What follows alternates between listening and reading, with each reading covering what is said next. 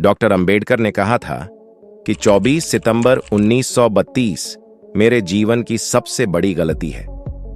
पर क्यों कही थी ये बात, जानेंगे आज की इस खास वीडियो में। बाबा साहब अंबेडकर ने कहा था कि गांधी कोई महात्मा नहीं है। मैं उन्हें महात्मा नहीं मानता, बल्कि वह एक शातिर राजनेता हैं। यह बात बाबा साहब डॉक्टर अंबेडकर ने गांधी के बारे में कही थी। पर क्यों कही थी? क्योंकि बाबा साहब डॉक्टर अंबेडकर गांधी को बहुत अच्छे तरीके से जान चुके थे।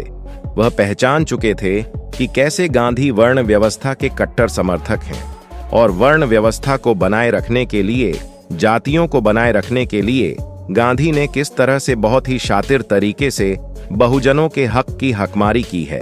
इस वजह से बाबा साहब डॉक्टर अंबेडकर उन्हें कहते थे कि वो कोई महात्मा नहीं है और मैं उन्हें महात्मा नहीं मानता। आज ही का वो दिन है 24 सितंबर 1932, जिसको पूना पैक्ट के तौर पर याद किया जाता है।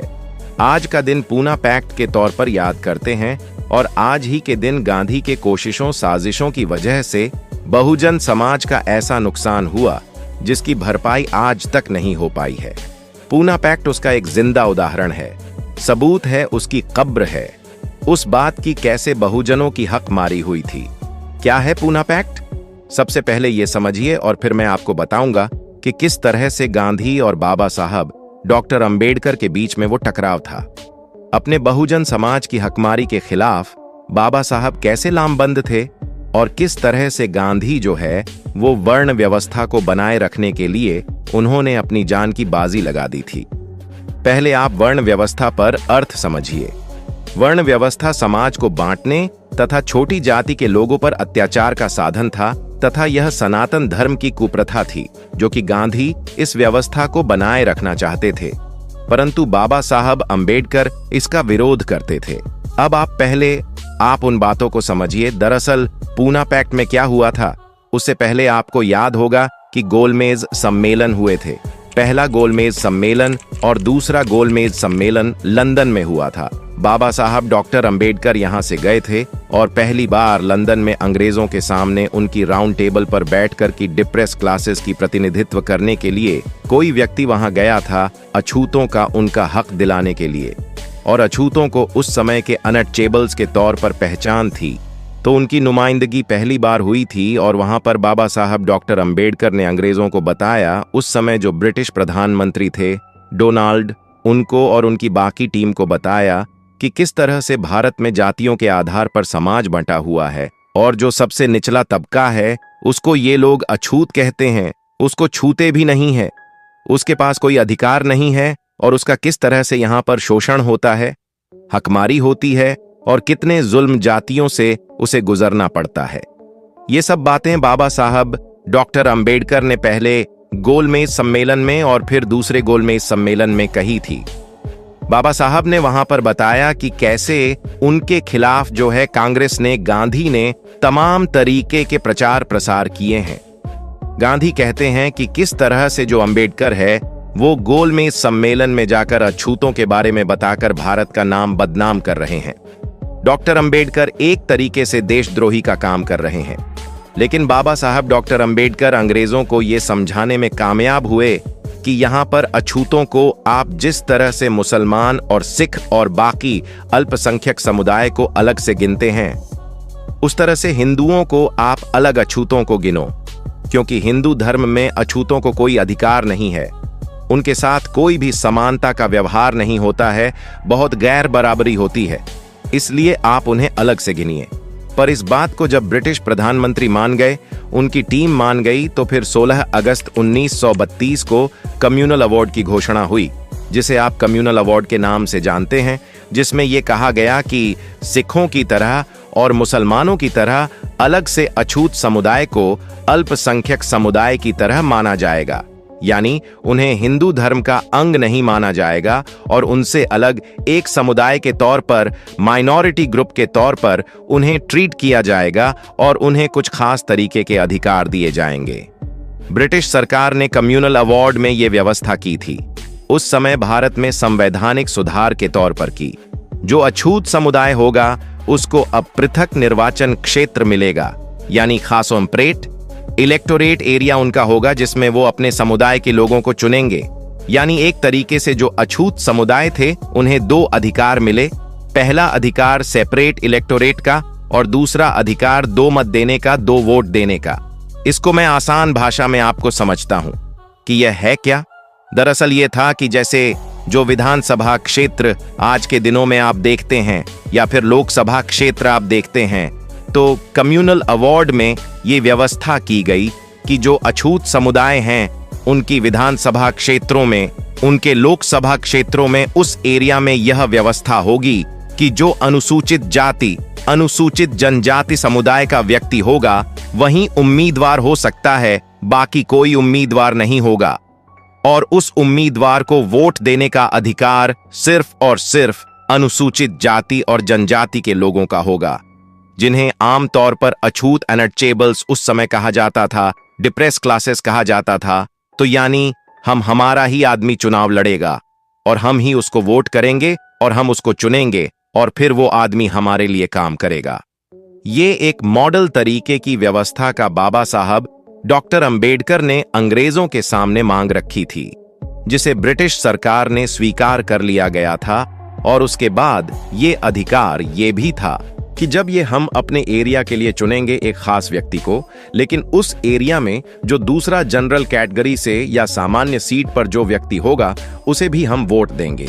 हम उसको भी अपना वोट देकर चुनने का काम करेंगे।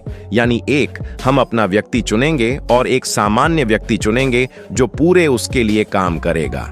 लेकिन इसमें खास बात यह थी कि जिस व्यक्ति को अनुसूचित जनजाति या अनुसूचित जाति के लोग चुनते, उन्हीं का वो व्यक्ति होना था। वो किसी दूसरी जाति का या व्यक्ति नहीं हो सकता था। तो इससे ये माना गया कि वो क्योंकि हमारा व्यक्ति है, हम ही उसको वोट दे रहे हैं, तो वो हमारे लिए काम करेगा और हमारे लिए वो डेडिकेटेड होगा। वो चमचागिरी नहीं करेगा और किसी राजनीतिक पार्टी का चमचा बनकर नहीं रह जाएगा। ये बहुत ही बड़ी बात थी और अछूतों को अल्पसंख्यक समुदाय की तरह अलग से ट्रीट किया गया। यह बात हमें अवार्ड में ब्रिटिश सरकार की तरफ से हमें दी गई थी। बहुत बड़ी घटना थी ये भारत के संदर्भ में, भारत के इतिहास में। लेकिन इसके खिलाफ जो गांधी हैं, उन्होंने वहां पे सेकंड गोलमेज सम्मेलन में भी वहां पर उन्होंने इसकी मुखालफत की नहीं। आप इनको अलग से ट्रीट नहीं कर सकते। और फिर भारत में आए वो, उन्होंने यहां पर भी दबाव बनाने की कोशिश की, लेकिन जब ये अवार्ड की घोषणा हो गई तो फिर उनको ब्रिटिश सरकार के साथ उन्होंने कई पत्र लिखे, लेकिन उनकी बात नहीं मानी गई और ये कहा गया कि आपकी बात जायज नहीं है। डॉक्टर अंबेडकर जो लॉजिक दे रहे हैं, जो उनकी बातें हैं, जो उनके तथ्य हैं, उनमें दम है और इस लिहाज से इनको अलग से ट्रीटमेंट मिलेगा। इसके खिलाफ जो गांधी हैं, वो 20 सितंबर 1932 को पुणे की यरवदा जेल में जो है वो अनशन पर बैठ गए, आमरण अनशन पर बैठ गए और उन्होंने कहा कि यदि अछूतों को हिंदू धर्म से अलग काउंट किया जाएगा और उनको सेपरेट इलेक्टोरेट का अधिकार दिया जाएगा तो मैं अपनी जान दे दूंगा। ये गांधी ने उस समय किया था 20 सितंबर 1932 को यरवदा जेल में। और मजेदार बात आप देखिए, गांधी ने अंग्रेजों को भगाने के लिए की। अंग्रेज यहां से चले जाएं, उसके लिए कभी आमरण अनशन नहीं किया। इतिहास की किताबें खंगाली, गूगल कीजिए। गांधी ने अलग अलग मौकों पर अनशन किए, लेकिन कभी इस बात को लेकर अनशन नहीं किया कि अंग्रेज यहां से जब तक नहीं जाएंगे मैं फास्ट ट्रेन टू डेथ यानी आमरण अनशन पर बैठ जाऊंगा और जब वो जाएंगे तभी मैं अनशन तोड़ूंगा। ऐसा गांधी ने कभी नहीं किया। लेकिन बहुजन समाज के जो उनको हक मिले थे, जो अधिकार मिले थे, जिससे उनका भविष्य सुनहरा हो सकता था, जिससे उनका भविष्य शानदार हो सकता था, उसके खिलाफ जो गांधी है वो धरने पर बैठ गए, आमरण अनशन पर बैठ गए यरवदा जेल में। और उसके बाद जो हुआ वह फिर हम इतिहास की किताबों में खंगाल सकते हैं। बाबा साहब डॉक्टर अंबेडकर ने बहुत मशक्कत की थी, बहुत मेहनत की थी यह कम्युनल अवार्ड हासिल करने में।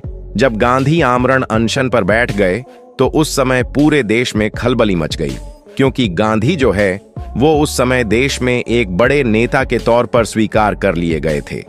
आजादी के नायक के तौर पर उन्हें प्रचारित किया गया था कांग्रेस से और कांग्रेस की मीडिया की तरफ से। तो जब वो आमरण अनशन पर बैठे, उनकी जान पर बनाई, तो बाबा साहब डॉक्टर अंबेडकर के खिलाफ माहौल बनाने की साजिश होने लगी।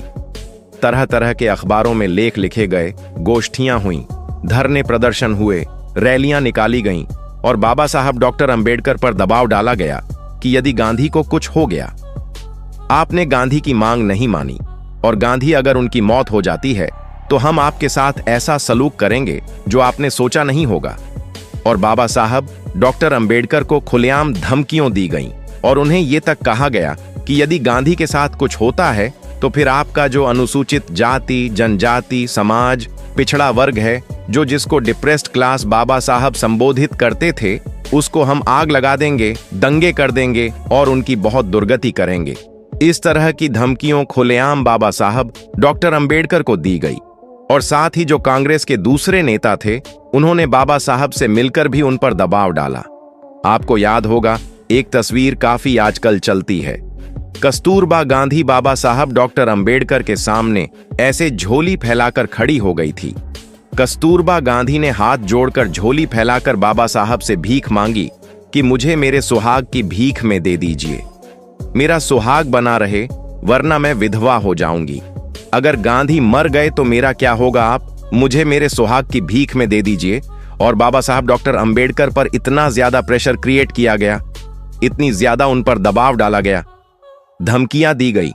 और बाबा साहब इस बात को जानते थे कि यदि गांधी को कुछ हुआ तो फिर इस देश में जो स्वर्ण जातिवादी के लोग हैं वो फिर बहुजन समाज के साथ बहुत बुरा सलूक करेंगे, बहुत सारी हिंसा हो सकती है, बहुत सारे लोगों की जान जा सकती है। इसलिए बाबा साहब मजबूरी में एकदम मजबूर होते हुए 24 सितंबर 1932 को बाबा साहब जो है वो यरवदा जेल गए और गांधी के सामने उन्होंने बैठ के कहा कि आप ठीक नहीं कर रहे हैं, मैंने मेरे समाज के लोगों के लिए बहुत मेहनत की है, लेकिन आप नहीं मान रहे हैं।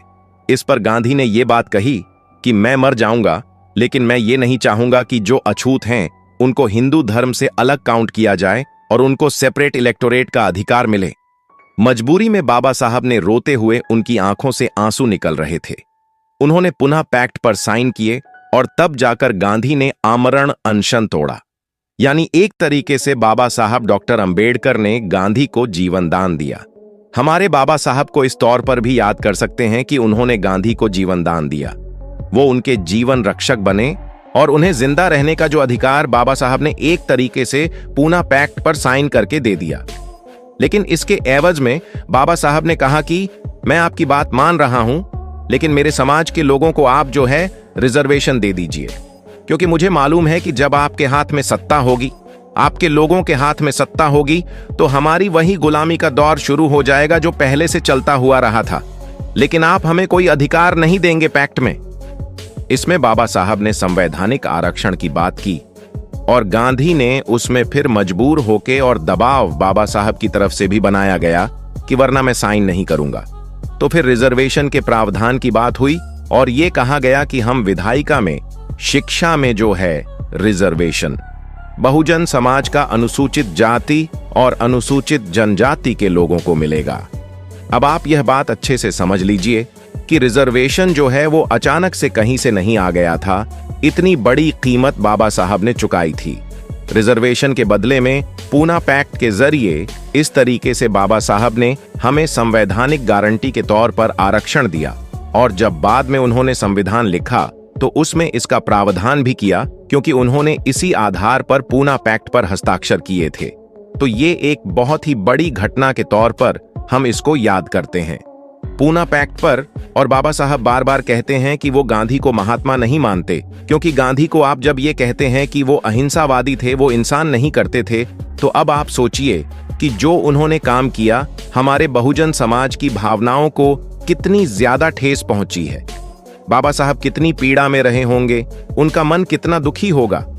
तो क्या हिंसा सिर्फ शारीरिक हमला ही है? क्या हिंसा मानसिक हमला नहीं है? मानसिक पीड़ा देना किसी इंसान को हिंसा नहीं है? आज आप देखिए, मेंटल हैरेसमेंट, मेंटल टॉर्चर, ऐसे शब्द जो है इस्तेमाल होते हैं और उसको एक तरीके का अपराध माना जाता है। आप लोग किसी के साथ ऐसा करते हैं तो पुलिस में शिकायत दर्ज कराई जा सकती है कि इसने मुझे मेंटली किया, मेंटल टॉर्चर किया। आज के समय में यह अपराध है, एक तरीके से हिंसा का रूप है। उसको दुनिया भर में माना जाता है कि वो मेंटल वायलेंस है। आप जो है उसको साइकोलॉजिकल प्रेशर डाल के उसके साथ वायलेंस ही कर रहे हैं। उसी तरीके से गांधी ने वहां पर भी हिंसा का इस्तेमाल किया, मेंटल टॉर्चर बाबा साहब को किया, साइकोलॉजिकल प्रेशर क्रिएट किया भावनाओं को आहत किया तो इसको एक हिंसा ही माना जाना चाहिए। तो गांधी को अहिंसा का पुजारी बताने वाले लोगों को ये बात बतानी चाहिए कि किस तरीके से उन्होंने बाबा साहब पर दबाव डालने के लिए हिंसा का इस्तेमाल किया था। उसका रूप था आमरण अनशन। तो ये गांधी के विचार थे और गांधी ने इस बात पर वो अपनी जान की बाजी लगा दी कि मैं इनको अलग नहीं कर सकता। दरअसल गांधी चाहते थे कि जो वर्ण व्यवस्था है वो उसी तरह से बनी रहे जो चतुर्वर्ण है, जिसमें सबके काम धर्म के आधार पर बांटे गए हैं। तो गांधी ने इस बात की जो है उन्होंने सिफारिश की और उन्होंने जो उनकी किताब है आप पढ़ेंगे, सत्य के साथ मेरे अनुभव, फिर स्वराज जो उनकी किताब है, और जो ग्राम स्वराज का उनका सपना था और राम राज्य का सपना जो गांधी का था उसमें क्या सपना था।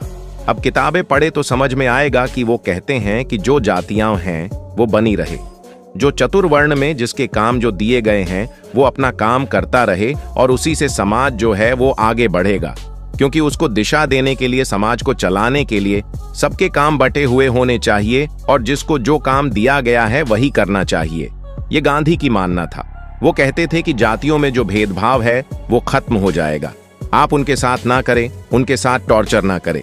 इसलिए वो बार बार हरिजन बस्तियों में जो शब्द वो लेके आए थे कि हरिजन है, वहां जाकर उनको जाकर वहां पे वो दिखावा करते थे।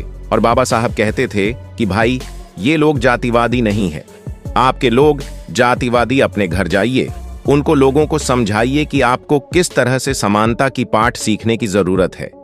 गांधी ऐसा चाहते थे।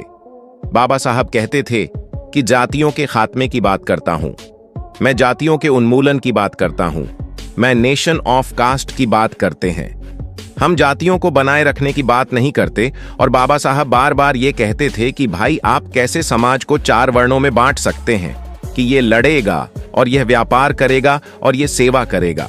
सेवा का जो पूरा का पूरा दायित्व है वो शूद्र समाज पर क्यों हो, बाकी के लोग ऐसा काम क्यों ना करे, और किस तरह से आप जन्म के आधार पर तय कर लेंगे, क्योंकि किसी व्यक्ति में अगर 2 उससे ज्यादा गुण हुए तो वह लड़ भी सकता है, पढ़ भी सकता है, तो आप तो उसे पढ़ने ही नहीं देंगे।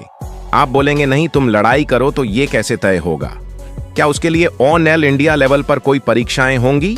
बाबा साहब ने ये बातें लिखी हैं कि क्या उसके लिए ऑन एल इंडिया लेवल पर आप परीक्षाएं लेंगे, फिर सर्टिफिकेट देंगे, फिर डिग्री देंगे और उसको सर्टिफाइड घोषित करेंगे कि इसमें कौन सा गुण है। अगर किसी में 2 या 3 या 4 गुण होंगे तो उसको किस तरह की सर्टिफिकेशन होगा और आप जातियों को किस तरह से बांट सकते हैं। समाज का विकास कैसे होगा? हमें जातियों को खत्म करना है। बाबा साहब ये कहते थे। गांधी को उन्होंने कहा कि आप कह रहे हैं कि भाई जय व्यवस्था लागू हो, जिसको जो धर्म मिला है वो उसका पालन करें। तो बाबा साहब ने यहां पर गांधी को घेरा। उन्होंने कहा आप तो बनिया जाति से आते हैं साहब, आप जो है वो बनिया जाति से आते हैं और आपका काम जो है वो चतुर्वर्ण के हिसाब से वैश्य समुदाय में आप आते हैं, तो आपका काम व्यापार करना है, आपका काम करना तो नहीं है, आपका काम वकालत करना तो नहीं है। तो आपने वकालत की पढ़ाई क्यों किया? वकील क्यों बने? बैरिस्टर क्यों बने? ये तो आपने देशद्रोही वाला काम कर दिया है, धर्म के खिलाफ जाकर काम किया है। क्या आप बनिया समुदाय से आते हैं? आपका काम पूजा पाठ करना नहीं है, आपका काम आध्यात्मिक धार्मिक काम करना नहीं है, तो फिर तुम राम का सत्संग क्यों करते हैं? बार बार आप जो ये है राम और जो ये हिंदू संस्कृति के ये पूजा पाठ ये काम करते हैं, ये क्यों करते हैं? ये तो ब्राह्मण धर्म का वर्ग का काम है। तो आपने यहाँ पर भी धर्मद्रोही काम किया है, आपने धर्म के खिलाफ जाकर काम किया है। तो आप जो बात कह रहे हैं कि धर्म के हिसाब से, चतुरानन के हिसाब से आपको अपने काम का पालन करना चाहिए, तो आपने खुद क्यों नहीं किया? बाबा साहब ने गांधी से यह सवाल किया कि आपने खुद ये बात को एप्लीकेबल क्यों नहीं किया, खुद के आचरण में क्यों नहीं लेके आए? तो आपकी करनी और कथनी में बहुत ज्यादा फर्क है। और बाबा साहब ने इन्हीं बातों पर घेरा और ये कहा कि मैं गांधी को कभी महात्मा नहीं मानता, वो महात्मा नहीं है बल्कि एक शातिर राजनेता हैं।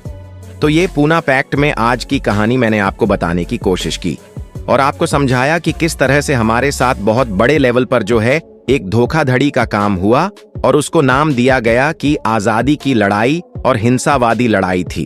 और उसी की वजह से आज जो है आप देखेंगे कि जैसे मान्यवर कांशीराम साहब ने अपनी किताब चमचा युग में लिखा है कि अभी क्योंकि जो नेता होते हैं, विधायक या सांसद होते हैं, वो समाज के नेता या विधायक नहीं होते, बल्कि पार्टी के वफादार नेता, सांसद, विधायक होते हैं। क्योंकि टिकट उनको पार्टी देती है, पार्टी जारी कर देती है।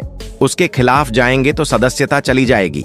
आप पार्टी के खिलाफ बोल नहीं सकते, अगली बार आपको टिकट नहीं मिलेगा।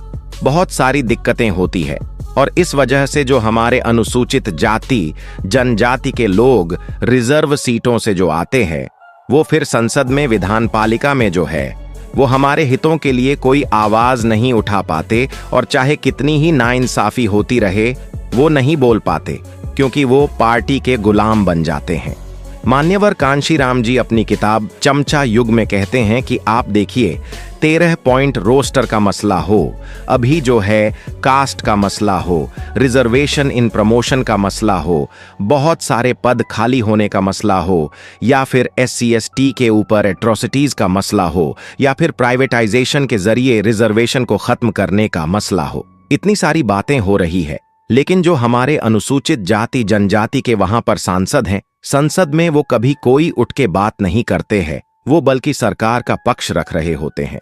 जो सामाजिक कल्याण मंत्री बनते हैं, वो हमारे ही लोग, समाज के लोग होते हैं और वो सरकार का पक्ष रखते हुए वो बताते हैं कि कैसे ये सरकार सही काम कर रही है, लेकिन वो कभी हमारे समाज के हितों की बात नहीं करते। क्यों नहीं करते? क्योंकि वो पार्टी के गुलाम हैं। मान्यवर बाबा साहब की भाषा में चमचा है। अगर हमें सेपरेट इलेक्टोरेट का अधिकार मिला होता, अगर हमें 2 वोट का अधिकार मिला होता, तो अल्पसंख्यक समुदाय की तरह अलग से ट्रीटमेंट मिला होता, तो आज हमारे अपने लोग जो है वो विधान पालिका में होते और हमारे लोगों की स्थिति इतनी दुर्गम, इतनी विकट, इतनी खराब स्थिति नहीं होती जो आज है। तो यह सब हो रहा है। आज की इस वीडियो पर आपका क्या विचार है, हमें कमेंट करके जरूर बताएं। आज की वीडियो में बस इतना ही। यदि आपको हमारे द्वारा बनाया गया यह वीडियो पसंद आया हो और आप चाहते हैं कि हम बाबा साहब के इस मिशन को आगे बढ़ाएं, इसके लिए आप हमें आर्थिक मदद कर सकते हैं। दिए गए QR कोड पर स्कैन करके आप हमें आर्थिक मदद कर सकते हैं, जिसकी हमें इस समय बहुत ही आवश्यकता है। बाबा साहब पर बनाया गया हमारा ये वीडियो कैसा लगा, आप हमें कमेंट करके जरूर बताएं। दोस्तों, आज की वीडियो में बस इतना ही। इस चैनल पर मैं सिर्फ बाबा साहब के जीवन से जुड़ी छोटी बड़ी सभी जानकारी लेकर आता रहता हूं। यदि आप बाबा साहब को पसंद करते हो और इनके बारे में और अधिक जानना चाहते हो, तो हमारे अंबेडकर साहब जी YouTube चैनल को सब्सक्राइब कर लें। वीडियो को पूरा देखने के लिए धन्यवाद। उम्मीद करता हूं आपके विचार भी बाबा साहब की तरह अच्छे होंगे।